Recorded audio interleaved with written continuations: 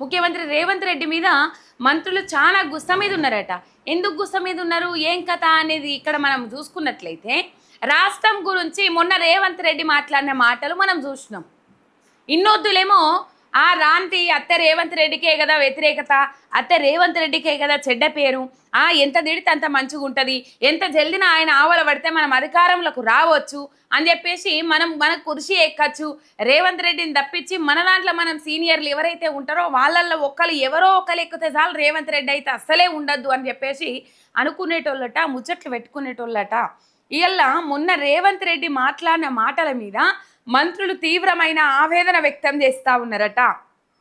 ఇలా రాష్ట్రం అప్పుల కుప్ప, అప్పులున్నాయి, రూపాయి ఎవడు ఉట్టనిస్తలేడు, డోర్లు వేస్తూ ఉన్నాడు, ముఖం మీద డోర్లు వేస్తుండ్రు, ఎవరు అపాయింట్మెంట్ ఇస్తలేరు, మాకు చెప్పులు ఎత్తుకపోయేటోళ్ళ లెక్క చూస్తూ ఉన్నారు, మా ప్రతినిధులు పోతే బ్యాంకర్లు అసలు నమ్ముతలేరు, చీప్గా చూస్తూ ఉన్నారు అని చెప్పేసి ఒక వేదికగా రేవంత్ రెడ్డి మాట్లాడితే ఇలా ఎవరు వస్తారు తెలంగాణ రాష్ట్రానికి, ఎవరు వస్తారు పెట్టుబడులు పెట్టడానికి, ఎవరు నమ్ముతారు ఇలా నిన్ను అని చెప్పేసి తీవ్రంగా అసంతృప్తిలో ఉన్నారట మంత్రులు. ఇంకా ఆయన దొక్కంది కాక మా ప్రజాప్రతినిధులు పోతే మొత్తం మీద బ్యాంకులలో ఇద్దరు తీసినట్టు చూస్తుర్రని చెప్పేసి చెప్పుకొచ్చాయి కదా, గందుకనే తీవ్రమైన ఆవేదన వ్యక్తం చేస్తూ ఉన్నారట. అవునోళ్ళ చెప్పుర్రు, నిజంగా ఇలా రాష్ట్రం దివాలా తీసింది, అప్పుల కుప్పయింది, ఆగమైంది, ఆ గవర్నమెంట్ ఉద్యోగుల మీద అన్ని జుగుప్సాకరమైన వ్యాఖ్యలు చేసుడు ఏమిటికి? జనాలు పైసలు ఇస్తేనే మీకు జీతాలు వస్తున్నాయి, జనాలు వేసిన బిచ్చము, జనాల కోసం పనిచేయరా, మీకు పింఛన్లు వచ్చేటి అట్లనే, రిటైర్ అయిన తర్వాత కూడా మీకు డిఏలు వచ్చేటి అట్లనే, మీకు పిఆర్సీలు వచ్చేటి అట్లనే, మీరు జనాల కోసం పనిచేయరా? ఇలా ఒకటే ప్రశ్నిస్తున్నాం మొన్నటి నుంచి. ఇలా అధికారంలోకి మీరు రావడం కోసం జనాలు మేనిఫెస్టో తయారు చేసి ఇచ్చిండ్రా, లేకపోతే ప్రభుత్వ అధికారులకు మీరు అధికారంలో రావడం కోసం మీరు మేనిఫెస్టో తయారు చేసి ఇచ్చిండ్రా? ఇక్కడ చెప్పాల్సిన అవసరం ఉన్నది. ఎన్నికలల్లా కాళ్ళకు బలపాలు కట్టుకొని తిరిగింది మీరు తిరిగిండ్రా, జనాలు తిరిగిండ్రా ప్రభుత్వ ఆఫీసర్ల దగ్గరికి? అయ్యా బాంచను, మీకు దండం పెడతాము, మీ కాళ్ళు మొక్కుతాము, మీరు ఏడ పోతే ఆడ, మీరు ఏడ డ్యూటీలు చేస్తే ఆడ, మీరు బస్సులలో ఎక్కితే బస్సులల్లా, మీరు బడిపోరగాళ్ళకి చదువు చెప్తే బడిపోరగాళ్ళకి చదువు చెప్పే కాడ, లేకపోతే మీరు ఇంకేమన్నా ప్రభుత్వ కొలుగులు చేస్తే ఆ ప్రభుత్వ కొలుగులు చేసే కాడ మీరు మాకు ఓట్లేయండి, కాంగ్రెస్ పార్టీని గెలిపియండి, కాంగ్రెస్ పార్టీని గెలిపిస్తే అధికారంలోకి వస్తే అన్ని హామీలు అమలు చేస్తారు, అన్నిటిని అమలు చేస్తారు, అన్ని తీర్చేస్తారు అని చెప్పింది ఎవరు సారు? ఇలా ప్రజలు పోయి చెప్పలేదు కదా, ప్రభుత్వ ఆఫీసర్ల దగ్గరికి ప్రజలు పోయి చెప్పలేదు కదా, మీరే చెప్పిండ్రు కదా, మీరే కదా కాళ్ళకు బల్పాలు కట్టుకొని తిరిగింది, మీరే కదా. ఇలా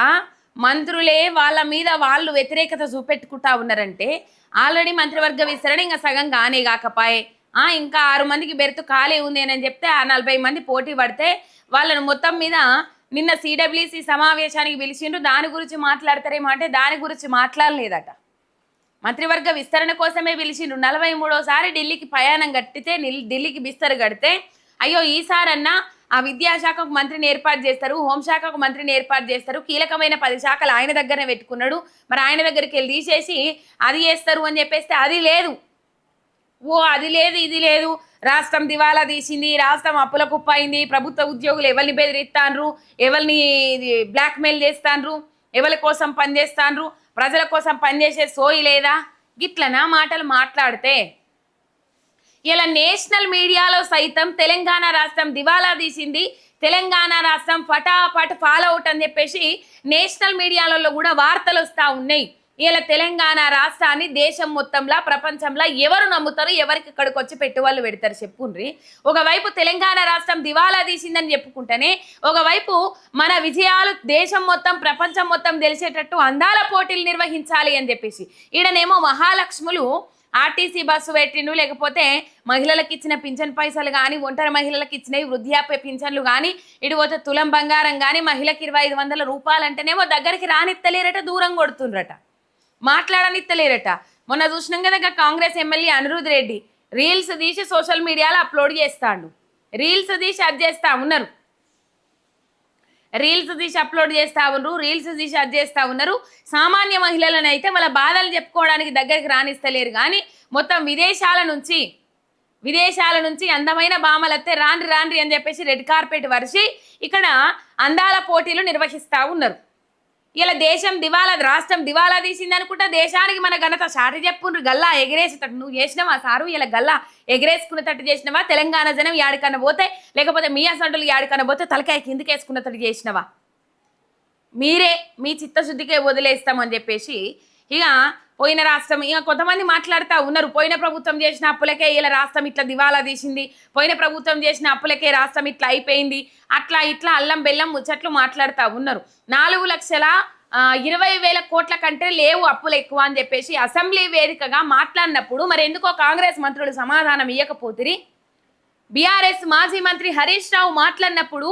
ఎందుకో మీరు సమాధానం ఇవ్వకపోతిరి మా అప్పులు గివి మా లెక్కలు గివి మీరు కట్టే పైసలు గివి అని చెప్పేసి లెక్కలతో సహా కుండ బద్దలు కొట్టినప్పుడు అది ఏదో 4 గోడల మధ్యలో కూర్చొని కాదు అదే ఏదో ఒక మైకు ముంగడ పెడితే మాట్లాడు కాదు అసెంబ్లీ వేదికగా అటు మీరు కూర్చున్నారు ఇటు వాళ్ళు కూర్చున్నారు మధ్యలో స్పీకర్ కూర్చున్నారు 4 కోట్ల తెలంగాణ జనమా అసెంబ్లీ సమావేశాలను చూస్తున్నది అని అనుకున్నప్పుడు మీరు ఎందుకు అప్పులు అవి మీరు చెప్పే లెక్కలు తప్పు అని చెప్పేసి మీరు 7 లక్షల కోట్ల అప్పులు చేసింది బీఆర్ఎస్ పార్టీ బీఆర్ఎస్ సర్కార్ అధికారంలో ఉన్నప్పుడు అని చెప్పేసి తప్పుడు లెక్కలు చెప్తే ఆ తప్పుడు లెక్కలకు కౌంటర్గా బీఆర్ఎస్ నాయకులు కేటీఆర్ కానీ హరీష్ రావు కానీ ఇంకా కొంతమంది నాయకులు కానీ వాళ్ళు సమాధానం చెప్పినప్పుడు అయ్యో బీఆర్ఎస్ చెప్పే లెక్కలే తప్పు మేము చెప్తున్న అక్షరాల 7 లక్షల కోట్లే కరెక్టు అని చెప్పేసి మీరు ఎందుకో తిప్పికొట్టలేదు సమాధానం ఎందుకు చెప్పలేదు ఇలా వాళ్ళ తరపున వకాలతా పుచ్చుకొని మాట్లాడేటోళ్ళకు నేను ఇలా సమాధానం చెప్పాలని అడుగుతున్నా పోయిన ప్రభుత్వం అప్పులు చేసింది పోయిన ప్రభుత్వం అప్పుల కుప్ప చేసింది పోయిన ప్రభుత్వం ఆగం చేసింది తెలంగాణ రాష్ట్రాన్ని అని చెప్పేసి ఇలా మాట్లాడుతూ ఉన్నారు కదా ఇలా వచ్చిన 16 నెలల నుంచి 15 నెలల పొద్దు నుంచి అప్పుల కుప్ప చేసిండ్రు తెలంగాణ రాష్ట్రాన్ని అని చెప్పేసి కొన్ని మంచి పనులు చేసిన దాఖలాలు ఉన్నాయా ఇచ్చిన 6 గ్యారంటీలు ఎన్నడో అటుకెక్కిత్తివి పోయిన ప్రభుత్వంలో కొనసాగించిన పథకాలన్నా కొనసాగిస్తాను ముంగడికి పోయినవా ఇలా మంత్రులకు ఎక్కడ తలకాయ పెట్టుకోవాలో తెలుస్తలేదట ఎమ్మెల్యేలు 6 నెలల పొద్దాయనట రేవంత్ రెడ్డిని కలవక ఆయనకి ఏమైనా సలహాలు ఇస్తే అస్సలు నచ్చదట సలహాలు సూచనలు ఇస్తే అస్సలే నచ్చదట ఆయనకు ఆ ముచ్చట ముందుగానే గేట్ కాడే చెప్తారట ఏం చెప్తారట మీరు కలిస్తే ఉట్టిగా సెల్ఫీ కొట్టుకొని రాండ్రి లేకపోతే నమస్కారం పెట్టి రాండ్రి కానీ మీరు ఆయనకు సలహాలు ఇవ్వద్దు సలహాలు ఇస్తే నచ్చరు మళ్ళీ రప్పియను అని చెప్పేసి గేట్ కాడనే చెప్తారట ఇలా వీళ్ళ దాంట్లోనే వీళ్ళకి ఇంత వ్యతిరేకత ఉంటే వీళ్ళ దాంట్లోనే వీళ్ళకు ఇంత ఆగమైతా ఉంటే వీళ్ళు పైసా లేదని మాట్లాడితే హామీలు నెరవేరుస్తామని ప్రజలకు ఎట్లా నమ్మిస్తారు ఇచ్చిన 6 గ్యారెంటీలు నెరవేరుస్తాం ఇయ్యాల కాకపోతే రేపు కాకపోతే ఎల్లుండి ఒక్కొక్కటి మెల్లగా అయితే అని చెప్పేసి వచ్చిననే 6 గ్యారెంటీలు వచ్చినాకనే 100 రోజులలో 6 గ్యారెంటీలు ఎవ్వరు అడగక ముందే నెరవేర్చే బాధ్యత మాది ఏ ఇంటర్వ్యూలలో కూర్చున్నా బట్టి విక్రమార్క కానీ కోమటిరెడ్డి వెంకటరెడ్డి కానీ కాంగ్రెస్ మంత్రులు కానీ కాంగ్రెస్ నాయకులు కానీ ఆఖరికి రేవంత్ రెడ్డి కానీ ఆఖరికి బుడ్డ కార్యకర్త కానీ కార్పొరేటర్గా 600 ఓట్లు సంపాదించుకోలేని ఓ కార్పొరేటర్ క్యాండిడేట్ కూడా మేము ఆస్తులు సమకూర్చుకోవట్లా మమ్మల్ని మించిన వాళ్ళు ఇంకెవ్వరు లేరు మమ్మల్ని తలదన్నేటోడే లేరు మేము మేధావులం అని చెప్పేసి చెప్పుకొచ్చిరి వీళ్ళు ఏమా ఏటువాయ సారు హామీలంటే అయ్యో ఆగమేమున్నది అమలైతే తీయరాదుండ్రి ఒక్కొక్కటి మెల్లగా చేస్తున్నాం కదా గా తులం బంగారం అయితే అడగకుండ్రి ₹1,00,000 అయింది తులం 25 లక్షల లగ్గాలైతే ఏడాదిలో 25 లక్షలకు 25 లక్షల లగ్గాలైతే ఒక్కొక్కరికి 1,00,000 వేసుకుంటూ పోతే ఎన్నిగానం పైసలు కావాలి చెప్పుండ్రి అందరికీ బాకీ పడ్డరు హామీలు ఇచ్చి అలవి కాని హామీలు ఇచ్చి బాండ్ పేపర్లలో రాసుకొని ఇలా మేము అధికారంలోకి వస్తే అది చేస్తాం మేము అధికారంలోకి వస్తే ఇది చేస్తామని చెప్పేసి ఆగం చేసేసి ఇలా మొత్తం అధికారంలోకి వచ్చి కూర్చొని వచ్చి 17 నెలల తెలంగాణ రాష్ట్రం దివాలా తీసేటట్టు చేసిండ్రు ఆయన అంతరార్థం ఏమన్నా మంత్రులకు తెలిసిందా అందుకే మంత్రులు తిరుగుబాటు లేవనెత్తిండ్రా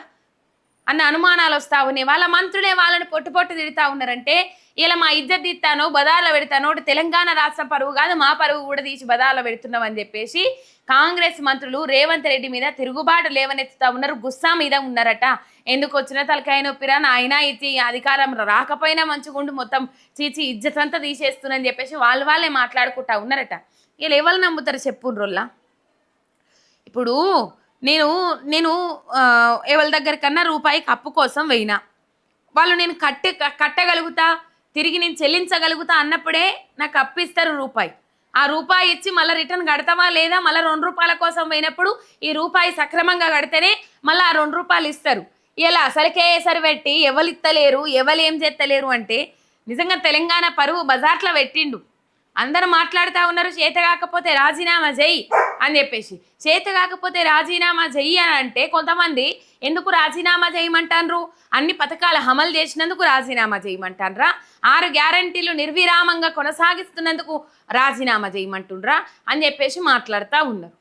ఇలా నిర్విరామంగా కొనసాగిస్తూ ఉన్నారు 6 గ్యారంటీలు. బీఆర్ఎస్ ప్రభుత్వం హయాంలో అది రైతు బంధు విడతల వారీగా 11 విడతలు 73,000 కోట్ల రూపాయలను కరోనా పాండమిక్ సిచ్యువేషన్లో కూడా ఇక్కడ పొగడడం కాదు, రైతన్నల కడుపు చూసిందని చెప్తాన్నాం. ఇక్కడ రైతన్నల కడుపు చూసిండ్రు, రైతన్నల బాధ చూసిండ్రు, రైతన్నల వెత చూసిండ్రు, రైతన్నల కష్టం చూసిండ్రు. ఇలా రైతన్నలను ఆదుకున్నారు. జర్రాగుండ్రి ఇలా అందాల పోటీలు పెడతాండ్రు కదా, ఆ అందాల పోటీల వల్ల రేవంత్ రెడ్డి కాంగ్రెస్ సర్కారు తలకాయ పట్టుకునే కథ అయింది. ఎందుకు తలకాయ పట్టుకునే కథ అయింది అనేది నేను జర్ర ముంగడికి వెనక చెప్తా, జర అట్లనే చూడుర్రి మీరు.